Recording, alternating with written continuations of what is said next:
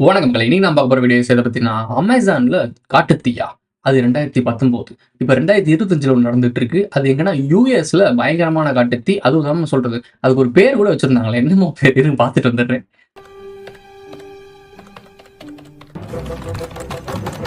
பார்த்தாச்சு. சாண்டா ஆனா வென்ட்ன்னு சொல்றாங்க. சாண்டா கிளாஸ் கிடையாது. கிறிஸ்துமஸ் முடிஞ்சு போச்சு. இது சாண்டா ஆனா வென்ட்ன்னு சொல்லி டெவில் ஃபயர்ன்னு சொல்றாங்க. டெவில்ன்னு கூட அத சொல்றாங்க. இது என்ன மேட்டர் அப்டின்னா, காட்டுத்தீனா உக்கிரசமா போயிட்டு இருக்கும். பயங்கரமான ஒரு இது என்ன சொல்றது? ஒரு பேய் படம் இருக்கும் பார்த்தீங்களா? ஜான் விக் வந்து நரகத்துக்கு போற மாரி ஒரு படம் இருக்கும். ஸோ அந்த படத்துல நீங்க நல்லா நோட் பண்ணீங்கன்னா, கீழ நரகத்துல வந்து உள்ள அதாவது பூமியில இருந்து நரகத்துக்கு போனோம்னா ஒரு ஷாட் காட்டுவாங்க. ஒரு நாடே அப்படியே எரிஞ்சுகிட்டு அப்படியே அனல் அனல் பளம்பா இருக்கும்.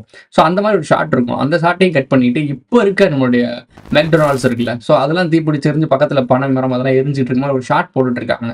பயங்கரமா வைரலா போயிட்டு இருக்கு. ஸோ அந்த படம் எப்ப வந்துச்சு அப்படின்னா 2005ன்னு சொல்லி போட்டிருக்காங்க. இப்ப என்ன நடந்துட்டு இருக்கு அப்படின்னா 2025ன்னு போட்டிருக்காங்க. ஓகே.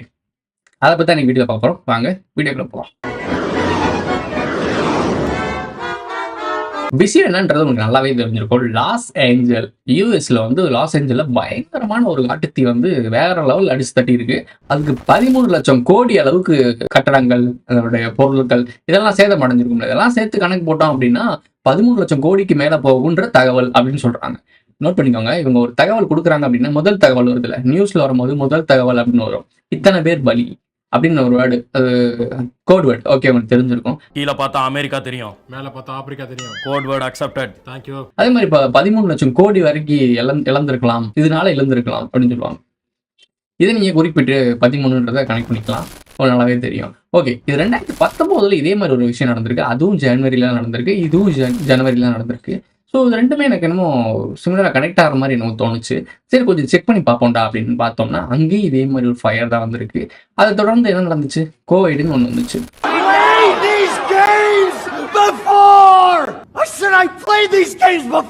அதுக்கப்புறம் என்னன்னா லாக்டவுன் நடந்துச்சு. இந்த லாக்டவுனால பினான்சியல் இறங்குச்சு. இந்த சின்ன சின்ன வியாபாரிகள்லாம் இருப்பாங்க பாத்தீங்களா? அந்த வியாபாரிகள் எல்லாம் பயங்கரமா அடி ஆயிடுச்சு. நிறைய பேர் கடையை தொழிலே விட்டு ஓட்டாங்க. ஸோ இந்த கொரோனா டைம்ல லாக்டவுன் வந்ததுனால பொருளாதாரம் பயங்கரமா இறங்குச்சு. அவங்களுடைய வேலைகள் நிறைய மாட்டுச்சு. ஸோ இந்த கொரோனானால நிறைய பிரச்சனை வந்துச்சு. அதே மாதிரி இந்த டிமானிட்டேஷன் நடந்துச்சுல, அப்பவும் நிறைய சின்ன சின்ன கடைகள் அதெல்லாம் காலி ஆயிடுச்சு. நீங்க நல்லா நோட் பண்ணி பாத்தீங்கன்னா, அந்த அப்பர் கிளாஸ்க்கும் லோயர் கிளாஸுக்கும் நடுவுல இருக்க மிடில் கிளாஸ் இருக்கும் பாத்தீங்களா? அவங்க தான் எல்லா இடத்துலயும் அடி வாங்கிட்டே இருக்காங்க.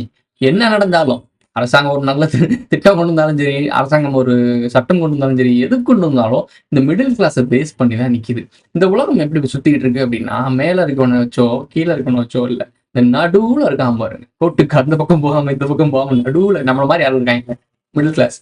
இவங்க தான் டார்கெட். இவங்க மேலையும் போக முடியாது, உழைச்சுக்கிட்டே இருப்பாங்க. மேல போகணும் உழைச்சுக்கிட்டே இருப்பாங்க, போகவே முடியாது.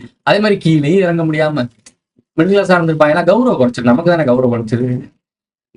ஸோ கீழேயும் இறங்க முடியாம மேலேயும் போக முடியாம மாட்டிட்டு முடிக்கிறோம். நாம தான் முக்கியமான ஒரு லைன். இந்த லைன் வந்துருச்சு, அதாவது இந்த லைன் புரிஞ்சுக்கிடுச்சுன்னு வச்சுக்கோங்களேன். மேல இருக்கவங்களும் அவேர்னஸ் பண்ண வேணும், கீழே இருக்கவங்களும் அவேர்னஸ் பண்ணணும். இந்த மிடில் கிளாஸ் மட்டும் அவேர்னஸ் ஆயிட்டான்னு வச்சுக்கோங்களேன், 2 பேரையும் ஓடான்னு உடனே அடிச்சு பத்தி விட்டுறோம். ஸோ இதான் மேட்ரு. ஸோ அவங்களுக்கான வேலைகள் நம்ம பார்த்துட்டு இருக்கோம். இந்த ஃபினான்சியல் கிரைசிஸ்ன்னு பேசும்போது, ப்ரோ இப்போ இதே மாதிரி இப்போ 2025ல இந்த மாதிரி ஒரு வைல்டு ஃபயர் வந்திருக்கு. இப்போ அதே மாதிரி பார்த்தீங்கன்னா, உங்களுக்கு இந்த ஒரு HMP வைரஸ்னு ஒரு வைரஸ் வந்துட்டு இருக்குல்ல, அது இந்தியாவுக்குள்ள விழுந்துருச்சு. தமிழ்நாட்டில் சென்னையில எங்கேயோ யாருக்கோ டிடெக்ட் ஆயிருக்கு அப்படின்ற மாதிரிலாம் பார்த்துருப்பீங்க, நியூஸ் பார்த்துருப்பீங்க. இப்போ என்ன சொல்ல வராங்க அப்படின்றத நான் சொல்லல. ஒரு காந்த் சொல்ல வர்றாரு. ரஜினிகாந்த் இல்ல, காந்த் ராஜ்னு ஒருத்தர் டாக்டர் இருப்பாப்புல, அவர் சொல்றாரு கேளுங்க. அப்ப இதெல்லாம் திட்டமிட்டு திட்டமிட்டு வர்றது தான். ஏதோ ஒரு பெரிய பிரச்சனை வருது, அதை மறைக்கிறதுக்கு ஆரம்பிச்சிருக்காங்கன்னு அர்த்தம். பொருளாதார ரீதியாக ஏதோ பெருசாக நடக்குதுன்னு அர்த்தம். இப்ப திரும்ப அந்த லாக்டவுன் போறதுக்கான அந்த வாய்ப்பு எல்லாம் சான்ஸ் இருக்குது, கொண்டு வந்துருவாங்க.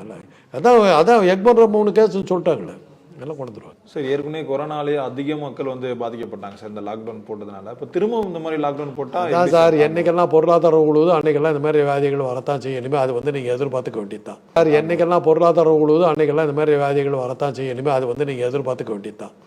ஒரு காலத்தில் கொள்ளை நோய்ங்கிறது நிஜமாக வந்தால் சொல்லிக்கிட்டு இருந்தாங்க. இப்போ கொள்ளை நோய் பாலிடிக்ஸோட கலந்துருக்குது. அதெல்லாம் பார்த்து தான் பார்க்கணும். நோட் பண்ணீங்களா மக்களே? அண்டர்லைன் த வேர்டு. என்னைக்கெல்லாம் பொருளாதாரம் விழுகுதோ அன்னைக்கெல்லாம் நோய்கள் எங்கேயோ இருந்து எட்டி பார்க்கலாம். அங்கிருந்து பார்க்குதா இல்லை இங்கிருந்து பார்க்குதா இல்லை எங்கேருந்து பார்க்குதான்னு தெரியல, எங்கேயோ இருந்து எட்டி பார்க்கலாம். ஓப்பனாக தானே சொல்றாரு. அது ஏன் இவங்கெல்லாம் இப்போ சொல்றாங்க அப்படின்னா, நம்ம ஏகப்பட்ட பேர் ஓப்பனாக சொல்ல ஆரம்பிச்சிட்டோம். இதுக்கு மேலேயும் மொழி மறைவா இருந்தோம் அப்படின்னா நமக்கு அதுக்கப்புறம் வியாபாரம் நடக்காது. ஏன்னா, நீ எந்த அளவுக்கு அவேர்னஸ் ஆகுறியோ, அந்த அளவுக்கு தான் இவங்க பேசி ஒரு வியாபாரம் பண்ணுவாங்க. இப்ப நீ அதிக லெவல்ல அவேர்னஸ் ஆகும்போது, அதுக்கு ஈக்குவலா அவரு ஓடணும்ல. இந்த கருத்து சொல்றவங்க கொஞ்சம் ஓடணும்ல. இவர நீங்க ரொம்ப நோட் பண்ணிக்கோங்க. இந்த காந்த்ன்றவர் ரொம்ப முக்கியமான ஆளு. எல்டிடில முக்கியமான ஒரு கனெக்ஷன்ல எல்லாத்துலயுமே எல்டிடிக்கு சம்மந்தப்பட்ட ஆட்கள்லாம் இவங்க வீட்லலாம் இருந்திருக்காங்கன்னு அவரே சொல்லியிருக்காரு நெறைய இடத்துல. இந்த ஜிக்லோன்ற விஷயங்கள் ட்ரெண்ட் ஆச்சுல்ல. அந்த அந்த விஷயத்தெல்லாம் ரிவீல் பண்ணது முக்கியமான ஆளே இவர் தான். இவர் கொஞ்சம் முக்கியமான ஆள் தான். இவர நீங்க ஃபாலோ பண்ணீங்கனாலே நெறைய விஷயம் தெரியும்.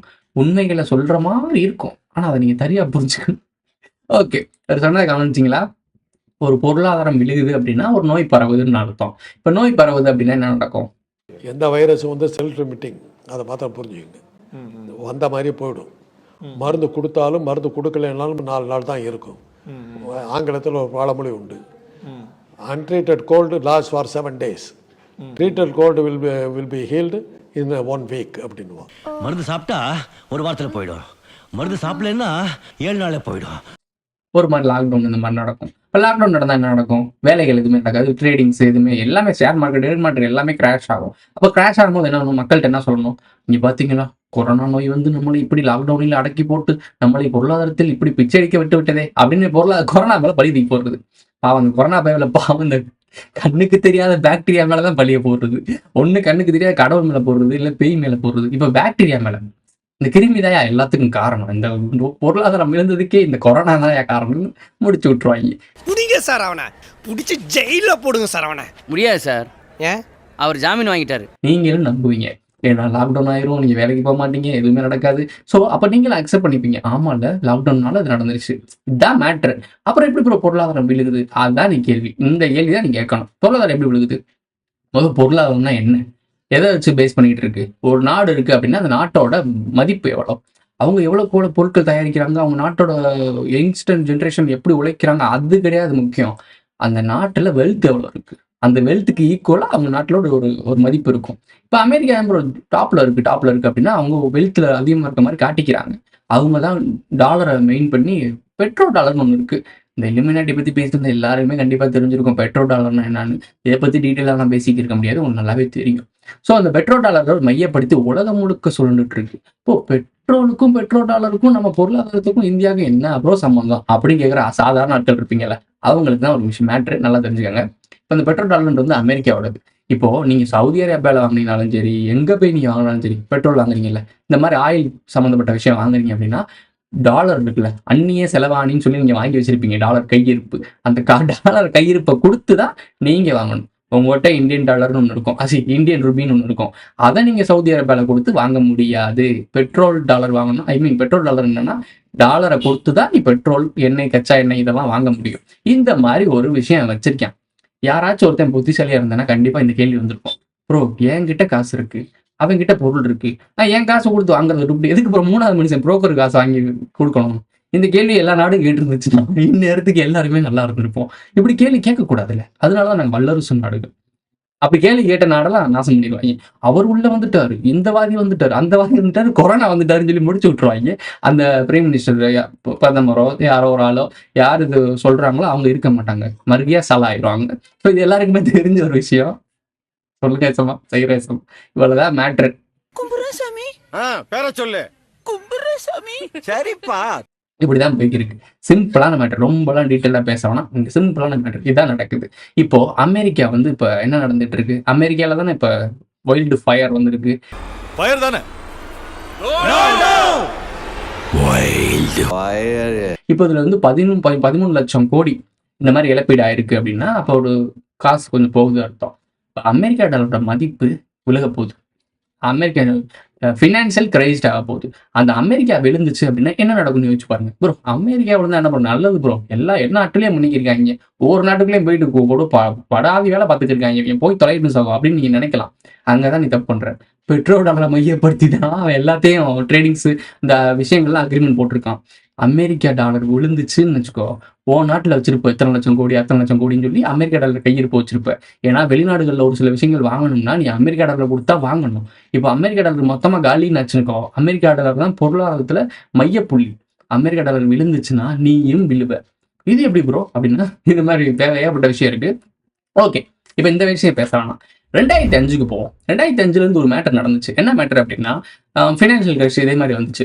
அப்போ வந்து என்ன நடக்குது அப்படின்னா, லோன் இருக்குல்ல, ஹோம் லோன் அந்த லோன்லாம் இருக்குல்ல, இந்த லோன் வாங்கினவங்க எல்லாம் மாட்டினாங்க, பயங்கரமா மாட்டினாங்க. அதை பத்தி கொஞ்சம் டீட்டெயிலாக பார்க்கலாம். லோன் கொடுப்பாங்க, வாங்க வாங்க நாங்க இருக்கோம், உங்க பத்திரம் இருக்கா, அது இருக்கா, இது இருக்கா, இங்க கையெழுத்து போடு, அங்க கையெழுத்து போடுன்னு சொல்லிட்டு உங்களுக்கு காசை கொட்டி கொடுப்பாங்க. நீங்கள் வீடு கட்டுவீங்க, லோன் வாங்குனீங்க, எல்லாமே பண்ணீங்க. ஏகப்பட்ட பேர் பணத்தை புழக்க ஆரம்பிச்சோடனே அங்க பலூன் மாதிரி ஊதிருச்சு அப்படின்னா, அங்க ஒரு குண்டூசி எங்கிட்ட இருந்து ஒருத்தன் வெடிக்கும், சொரன்னு வெடிக்கும், அந்த பலூன் டமால்னு வெடிக்கும். ஸோ அந்த மாதிரி வெடிச்ச உடனே என்ன ஆகுது அப்படின்னா, பணத்தோட மதிப்பு குறைஞ்சிரும். அப்ப என்ன ஆகும் அப்படின்னா, நீ 10 லட்ச ரூபாய்க்கு வாங்கின ஒரு வீடு 4 கோடி ரூபாய்க்கு இருக்கும். 4 கோடி ரூபாய்க்கு வாங்கின வீடு திடுதுப்புன்னு வந்து பார்த்தோன்னா 10 லட்ச ரூபாய்க்கு வாங்கிட்டோங்கடா, வாங்கி தொலைங்கடா. செலவு ரொட்டேஷன் ஆகணும்ல, இங்க போனோம் அங்க போகணும், அங்க போனோம் இங்க போகணும். இது நடந்தால்தான் அவங்க அந்த கவர்மெண்ட்டை நடத்த முடியும்.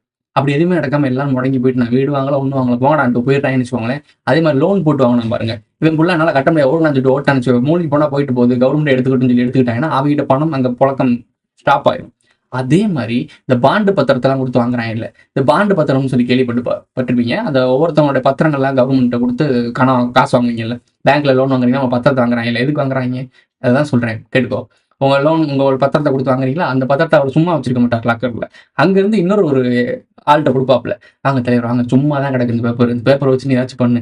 அவர் வாங்கி பாண்டு பேப்பர் வாங்க ஒரு குரூப் இருக்கு, அவங்க வந்து ட்ரேடிங்ல விடுவாங்க.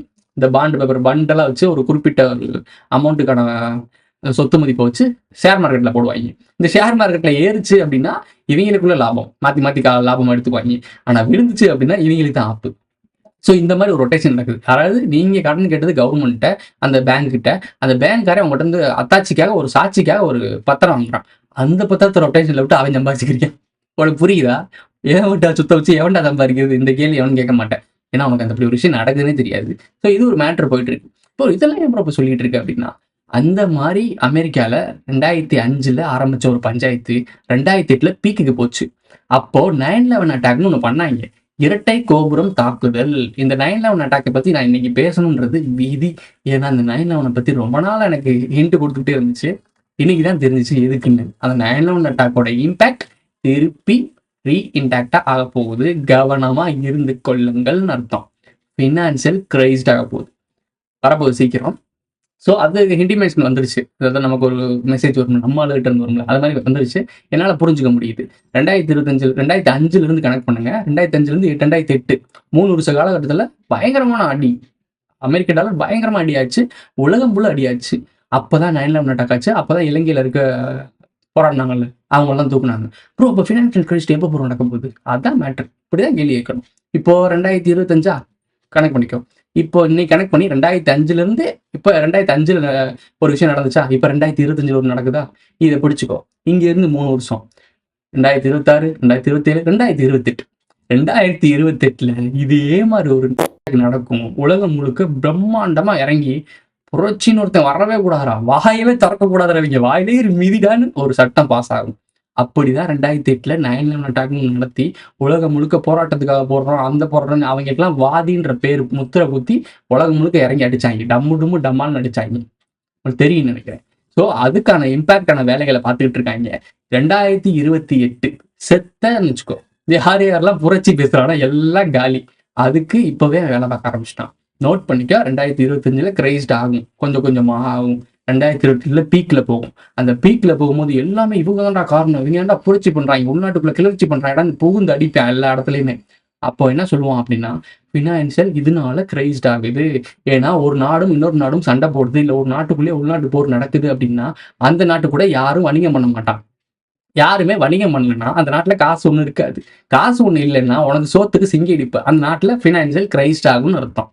அதாவது பணத்துக்கு மதிப்பு இல்லைன்னு அர்த்தம். இப்படி நாடு முழுக்க சண்டை விட்டு இருந்துச்சுன்னா அப்படியே கொஞ்சம் கொஞ்சமா கொண்டு போயிட்டு இப்போ வேர்ல்டு வார்ப்பா அப்படின்னு சொல்லி இந்த நாட்டுல இருந்து அந்த நாடு கொண்டு தூக்கி போட்டுருவோம், அந்த நாட்டுல இருந்து இந்த தூக்கி போட்டுருவோம், அடிச்சு உருண்டு சாவாங்க. நடுவில் மாட்டிட்டு முடிக்க போறது நாம மட்டும்தான். இதுதான் நடந்துகிட்டு இருக்கு. வேர்ல்டு வார் 1, வேர்ல்டு வார் 2, இப்போ வேர்ல்டு வார் 3 இதான் நடக்குது. அவன் ஒரே அரைச்சமா வச்சுதான் அரைச்சுக்கிட்டு இருக்கான். நீ மட்டும்தான் மஞ்சமாக்கிய மாதிரி எல்லாத்தையும் கேட்டுட்டு இருக்க. எங்கயா போங்கடா, ஏன்டா நீங்களாம் இப்படி இருக்கீங்க, பாவம்டா நீங்களாம். அப்ப புரியல, இப்ப புரியுது, இப்ப புரியுது. சரி ஓகே, இப்போ இந்த மேட்டர்லாம் எப்படி நடக்குது நீ நல்லா நோட் பண்ணிக்கோ. 2025 அதை படி, 2025 என்னெல்லாம் நடந்துச்சுன்னு படி. 2005 போ, பின்னாடி பாஸ்ட்டுக்கு போ. பாஸ்ட்டுக்கு போய் உன்னோட 2005 2028 2008 வரைக்கும், அதாவது 9/11 அட்டாக்லாம் நடந்து முடிஞ்ச ஒரு நிகழ்வுகள் நடந்துச்சுல்ல, இதெல்லாம் கனெக்ட் பண்ணு. கனெக்ட் பண்ணிட்டு இன்னையிலிருந்து நோட் பண்ணு. அந்த காலத்தையும் இந்த காலத்தையும் ஒரே மாதிரி போட்டு பாரு. எல்லா இன்சிடென்ட்ஸும் வேறு வேறு இடத்துல நடந்தாலும் ஒரே இன்சிடென்ட்ஸ் தான் நடத்துறாங்க. இதைத்தான் கமலஹாசன் சொல்றாப்புல, பூலோகம் இருந்தவன் எதிர்காலத்தை கணிப்பான். சொல்லுவீங்கல்ல, இவர்தான் அன்றே கணித்தார் கமலஹாசன் சொல்றீங்கல்ல. கமலஹாசன் எப்படி கணிக்கிறான்றது மேட்ரே இதுதான். ப்ரூவ் அப்ப நீங்க 33 டிகிரி ஃப்ரீ மேசன் அப்புறம் கேக்குறீங்க. அந்த சந்தேகம் தான் எங்களுக்கு. நாங்களே பேசி சிரிச்சுக்கு இருப்போம். இந்நேரத்துக்கு நாம தான் இந்த இலுமினாட்டியா? ஏன்னா இலுமினாட்டின்ற ஒரு குரூப் என்ன பண்ணுதுன்றது நமக்கு கிளியரா தெரிஞ்சிருச்சு. அப்ப அவனுக்கு நிகரா நமக்கு தெரிஞ்சிருச்சு அப்படின்னா நம்மளும் இலுமினாட்டி தானே.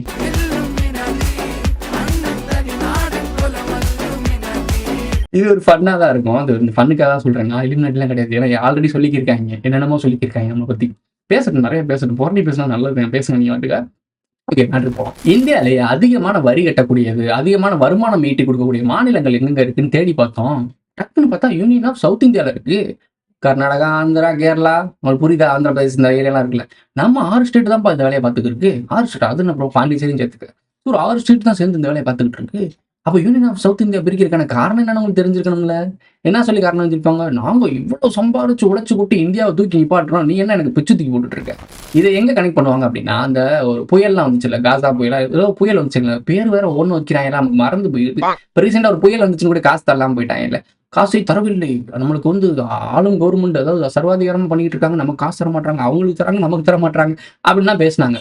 நம்ம நிறைய வரி கட்டுறோம், நம்ம எல்லாமே பண்ணிட்டு இருக்கோம், ஆனா நமக்கு தரல அப்படின்னு சொல்லி கத்திட்டு இருந்தாங்கல்ல. இதெல்லாம் எதுக்கு அப்படின்னா, ஒரு 8 வருஷத்துக்கு கழிச்சு இல்ல 10 வருஷத்துக்கு கழிச்சு உனக்கு ஒரு விஷயம் நடத்த போறான். அந்த நடத்துற விஷயம் இயல்பா நடக்குதுன்னு நீ நம்பணும்.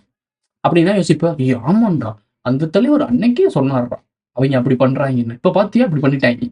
இதை நீ கேட்டுக்கணும், இதை நீ புரிஞ்சுக்கணும். இதெல்லாம் இயல்பா நடக்குதுன்னு நீ நம்பணும். அதுக்காக நடத்தப்படும் நாடகம் தான் இதெல்லாம்.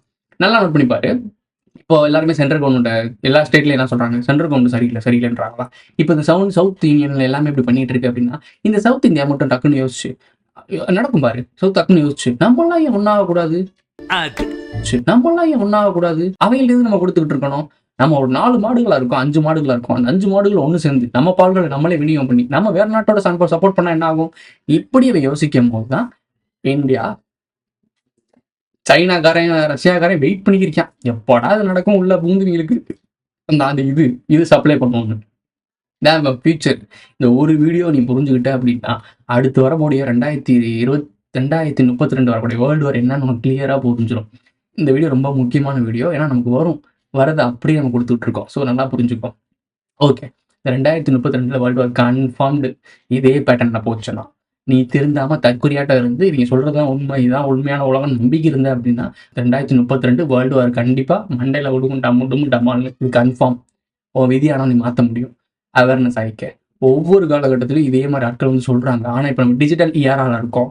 ஸோ இப்போ நம்மளால ஈஸியா கம்யூனிகேட் பண்ண முடியுது. அந்த டைமிங்ல எல்லாம் பண்ண முடியல. பத்திரிகையிலும் அந்த துண்டுச்சீட்டு பிரச்சாரம் தான் பண்ண முடியும். பட் இப்போ நான் தமிழ்நாட்டில் இருந்துகிட்டு அமெரிக்கா, ஜப்பான் யார் வேணா பார்க்க முடியும். ஸோ கீழே சப்டைட்டில் ஆட்டோமேட்டிக்காக ஏஐ கொடுத்துருது. இவன் உருவாக்குன டெக்னாலஜி நமக்கு ஏற்றமா சாதகமாக பயன்படுத்திட்டு அறிவை வளர்த்துக்க. திங்க் பண்ணலன்னு வச்சுக்கோமே, வம்சமே ஜென்ரேஷனே ஃபீல் பண்ணும். ப்ரோ இதெல்லாம் ஏன் ப்ரோ பண்ணுறான் தான் மேட்ரு. இதை பற்றின டீட்டெயில் தான் 800 வீடியோ போட்டிருக்கேன் அந்த சேனலில். அந்த சேனலோட லிங்கை கொடுக்குறேன். மெம்பர்ஷிப் ஆட் ஆகிட்டு அந்த 800 வீடியோ பாரு. இப்போ நான் பேசிகிட்டு இருக்க மேட்ரு என்னன்னு அது ஒன்று கிளியராக புரிஞ்சோம். யாருக்காக, எதுக்காக, ஏன் இந்த மனிதர்களை ஏன் இப்படி போட்டு சித்திரவதை பண்ணுறாங்க. இப்போ நம்ம ஆண்டுகிட்டு இருக்கிறதும் மனுஷங்க தானே, அவங்களும் வாழ தானே போகிறாங்க, அப்புறம் இதுக்கு இவ்வளோ வேலை பார்க்குறாங்க. இப்படி எல்லாத்தான கேள்விக்கும் அந்த 800 வீடியோ பதில் சொல்லும். ஸோ அந்த வீடியோ நல்லா பாரு. இன்னொரு மேட்ரு, இப்போ கரண்ட் சப்ளை கம்மி ஆகிட்டே இருக்குல்ல, நியூக்ளியர் பிளான்ட்லாம் வேணாம், அதெல்லாம் தடுத்துக்குவோம் அப்படின்னு சொல்கிறாங்க. அதுக்கு ஒரு புதிய முட்டையை கொண்டு வந்திருக்காங்க. முட்டையா என்ன ப்ரோ கேக்குறியா? அதை பத்தி பார்க்கலாம். Introducing the Enron Egg, the world's first micronuclear reactor can power your entire home for up to 10 continuous years. Nuclear energy, atomic energy, இந்த மாதிரி எனர்ஜி இருக்குல்ல, இந்த எனர்ஜி ஒரு முட்டை தண்டி முட்டை மாதிரி இருக்கு. இந்த முட்டையை கொண்டு வந்து உங்க வீட்டில் பொருத்திடுவாங்க. கண்டுபிடிச்சிட்டாங்க ஆல்ரெடி, இன்னும் புழக்கத்துக்கு வரல. இந்த முட்டையை தூக்கி வயிற்றில் வச்சுட்டீங்கன்னு வச்சுக்கோங்களேன். ப்ரோ 4 நாள் ஆச்சுன்னா முட்டை அழிவு பெறும் ப்ரோ. இந்த முட்டை இது அழிவு பெறும். அதில் இது நியூக்ளியர் அட்டாமிக் வேறு சொல்கிறேன். கேட்டால் எனக்கு பதறுது, அது பேரை கேட்டாலே பதறுது. ஓகே, அந்த முட்டையை வாங்கி நீங்கள் வீட்டில் வச்சிங்க அப்படின்னா 10 வருஷத்துக்கு கண்டினியூஸாக உங்களுக்கு கரண்ட் கிடைக்கும். ஃப்ரீன்னு கொடுத்துட்டு 10 வருஷம் உங்களுக்கு கரண்டே சப்ளை பண்ண தேவையில்ல. உங்க ஒட்டுமொத்த வீடுக்கும் 10 வருஷம் ஃப்ரீயா கரண்ட் கிடைக்கும். அந்த ஒரு முட்டையை நீங்க வாங்கி வச்சா. அப்புறம் அந்த முட்டை எவ்வளவு இருக்கும் அது எனக்கு தெரியல, இன்னும் சொல்லலை. சொன்ன பிறகு சொல்றேன். இன்னொரு மேட்டர் இருக்கு. இதை முட்டையை பத்தி பேசும்போது நம்மளுடைய டெஸ்லா பத்தி பேச வேண்டியிருக்கு. டெஸ்லா காயில்னு ஒன்று இருக்கு. இப்ப நீங்க டோனி ஸ்டார்க் பார்த்திருப்பீங்கல்ல, அவர் ஒன்று முன்னாடி ஆர்க் ரியாக்டர் மாட்டுவார்ல நெஞ்சுக்குள்ள, அதுதான் டெஸ்லா காயில். ஐ மீன் அதோட பேஸ் மாடல் தான் அது. அந்த டெஸ்லா காயில வச்சு எவ்வளவு பெரிய எனர்ஜி கொடுப்பாரு. அவர் வந்து ஸ்டார்க் டவர் இருக்குல்ல, அவருடைய டோனி ஸ்டார்க்கோட ஸ்டார்க் டவர், அந்த டவருக்கு எதுக்கு எனர்ஜி கொடுப்பாரு, எதை வச்சு கொடுத்துட்டு இருப்பாப்ல, தண்டி இருக்கும் ஆர்க் ரியாக்டர், அதை கொண்டு போய் பொறுத்து வைப்பாப்ல. ஆர்க் ரியாக்டர் மாதிரி ஒரு டெக்னாலஜி உருண்டையா இருக்கும், அதை கொண்டு போய் பொறுத்துவாப்ல. ஒட்டுமொத்த ஸ்டார்க் டவருக்கும் கரண்ட் கிடைக்கும், தங்குதடை இல்லாம ஃப்ரீ. இதைத்தான் டெஸ்லா கண்டுபிடிச்சாப்ல. அப்பவே அவரை புஷ் நம்பிக்கை விட்டாங்க. காரணம் என்ன அப்படின்னா, அந்த காலத்துல பீக்ல இருந்த கார்பரேட்ஸ்லாம் என்ன பண்ணாங்க, காப்பர் வயர்ஸ்லாம் இருக்குல்ல, இந்த நீங்க எலக்ட்ரிக் எல்லாம் யூஸ் பண்றீங்கல்ல, அதுக்கு வயர் போதா, அவங்க வீட்டு வெளியே எட்டி பாருங்க, பெரிய பெரிய வயர்லாம் போதா, இதெல்லாம் உருவாக்குறான்ல. அந்த கார்பரேட்ல என்ன பண்ணுதுன்னா, இது வந்துருச்சுன்னா நமக்கு கடையை சேர்த்துட்டு எங்கிட்ட போக வேண்டியதாயிருமே. இந்த எலக்ட்ரானிக்கல் ஐட்டத்தை வச்சு எவ்வளவு காசு போயிட்டு இருக்கு, இந்த வயர்ஸை வச்சு எத்தனை கோடியை சம்பாதிக்கிறாங்க. அவங்க சும்மா இருப்பாங்களா, அமைத்தி ஆஃப் பண்ணிவிட்டாங்க. இதைத்தான் சொல்றேன், இங்க நீ நினைக்க முடியாத அளவுக்கு இங்க சயின்ஸ் இருக்கு, நினைக்க முடியாத அளவுக்கு டெக்னாலஜி இருக்கு.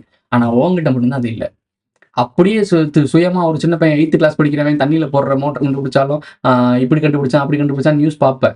அதுக்கப்புறம் அந்த நியூஸும் காணாது, அந்த பையனையும் காணாம போயிட்டு.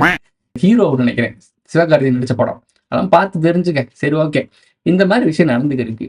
உனக்குன்னு அறிவுன்னு இருக்கு. சுய அறிவை நீ சரியா பயன்படுத்தின அப்படின்னா நீ கண்டுபிடிக்க முடியாத ஒரு ஆற்றலே கிடையாது. என்னென்னமோ இருக்கு. எங்க சித்தர்கள் ஞானிகள்லாம் டெலிபோர்டேஷன்லாம் அசால்ட்டா பண்ணிக்கிட்டு இருப்பாங்க. Time travel, black hole, wormhole, என்னென்னமோ பண்ணிக்கிருக்காங்க. நீங்க என்னன்னா இங்க உட்காந்துக்கிட்டு செல்போன் வந்து அப்டேட் கொடுத்துட்டு இருக்கீங்க. என்னங்கடா போங்கடா. சரி, ஓகே, அடுத்த மேட்டர் பார்ப்போம். கடைசியா பாலிடிக்ஸை பேசிடுவோம். இவ்வளவு நேரம் முக்கியமான விஷயம் பேசணும். இப்ப கடைசி காமெடி நகைச்சுவை செய்தி இருக்குல்ல, அதை பார்த்துட்டு போயிருமா? ஓகே, த்ரிஷா அவர்கள் அமைச்சராவாங்க அப்படின்னு சொல்லி ஒரு நியூஸ் வந்திருக்கு. என்ன ப்ரோ சொல்ற, அவங்க அரசியலே வரலையே, அவங்க நடிகை தானே ப்ரோ விஜய் அந்த மேட்டரா ப்ரோ, நீங்க ஆல்ரெடி அந்த சேனல்ல வீடியோ போட்டி அதான் ப்ரோ அப்படின்னு சொல்லிட்டு நம்மளுடைய ஃபாலோவர்ஸ் கேட்டிருப்பீங்க. கன்ஃபார்ம் பண்றதுக்கு தான் நம்ம, அவர் பேர் என்னது, இவர் கூட இருப்பாரு, இவருக்கு ஒரு பேர் என்னடா, மன்சூர் அலிகான். மன்சூர் அலிகான். இந்த மன்சூர் அலிகான் சொல்றாப்ல, எதுக்கு நான் எங்க பேசினேன், கட் பண்ணி போட்டு நாசம் பண்ணா மறுபடியும் நீ மறக்க முடியாட்டி போ, தனியா போ. கொஞ்ச நாள் அவங்க அமைச்சர் ஆயிடுவாங்க, அங்க போய் நீ துணை காரியதரிசி ஆகிரு. த்ரிஷாவை பத்தி நீங்க ஒன்று சொன்னீங்க அப்படின்னு சொல்லி ஒரு பேச்சு ஆரம்பிச்சாங்க. ஏங்க சும்மா இருங்க, ஏங்க அதெல்லாம் பழைய கதைங்க, நான் பேசின விஷயத்த கட் பண்ணி ஒட்டி இந்த மாதிரி ட்ரெண்ட் ஆக்கி விட்டாங்கன்னு சொல்லி பேசி முடிச்சுட்டு கடைசி ஒன்று சொல்றாரு, சீக்கிரத்தில் அவங்க அமைச்சர் ஆயிடுவாங்க, அதுக்கப்புறம் போய் அவங்ககிட்ட போய் கேட்டுக்கோங்கன்னு சொல்றாங்க. இது வந்து அவர் காமெடிக்காக சொல்லலை. இவங்கள மாதிரி ஆட்களுக்குலாம் அதெல்லாம் தெரியும். பார்க்க கோமாளி மாதிரி ஏமாளி மாதிரி இருப்பாங்க, ஆனால் விஷயம் தெரியும். அதை காமெடியாக சொல்லிட்டு போறாங்க. இதைத்தான் நம்ம சீரியஸாக சொல்லியிருக்கோம். அதுக்கான வீடியோவும் சேனல் இருக்கு. அந்த சேனலோட லிங்க் நான் கீழே கொடுக்குறேன், சப்ஸ்கிரைப் பண்ணிக்கோ. அதே மாதிரி மெம்பர்ஷிப் ஆட் ஆகிக்கோ. ஏகப்பட்ட வீடியோ பார்த்து தெரிஞ்சுக்க ப்ரோ. அப்போ உண்மையிலேயே அடுத்த குரூப் நடக்குமா ப்ரோ? ஜெயலலிதா அடுத்த எம்ஜிஆர் அப்படின்னு சொல்றீங்கல்ல, ஜெயலலிதா எம்ஜிஆர் கதை இருக்குல்ல, லூப் அகெயின். இதோட இந்த வீடியோ முடிஞ்சிச்சு. இந்த உங்களுக்கு பிடிச்சிருந்தா லைக் பண்ணுங்க, கமெண்ட் பண்ணுங்க, சப்ஸ்கிரைப் பண்ணுங்க, மறக்காம லைக் அதில் போட்டு இந்த டிஃபரன்ஸ்லாம் ஷேர் பண்ணுங்க. உங்களுடைய கருத்துக்களை முழுமையாக வீடியோ பார்த்துட்டு கமெண்ட்ல சொல்லிட்டு போங்க. அடுத்த வீடியோ சந்திக்கலாம். அடுத்த என்னெல்லாம் பண்ணலாம்னு இருக்கீங்க? நான் சிஎம் ஆகணும்.